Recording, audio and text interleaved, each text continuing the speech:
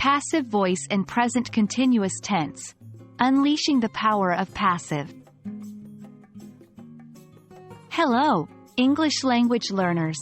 Today, we're going to dive into an important topic that often puzzles learners. Yes, we're talking about the passive voice in present continuous tense. Don't worry if it sounds a little complex right now. We'll break it down, step by step, and by the end of this video, you'll be using this tense with confidence. To understand the passive voice in present continuous tense, we need to understand what each term means.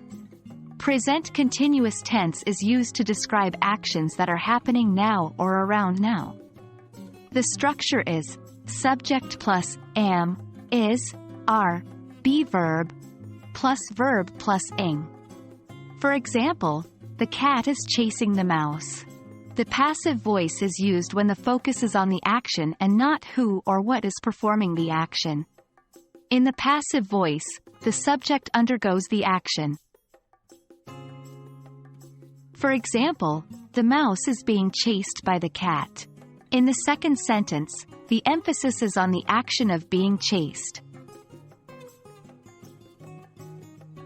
In present continuous tense, the passive voice is formed with the structure subject plus am, is, are, plus being plus past participle. Let's take a look at a few examples. The cake is being baked by Mary. The car is being washed by John.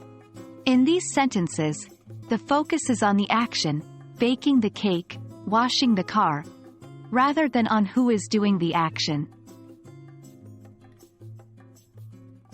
The passive voice in present continuous tense is typically used when the action is more important than the performer, or when the performer is unknown or irrelevant.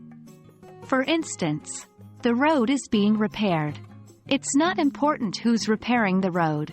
A new song is being sung at the concert. It doesn't matter who's singing the song. And that's it.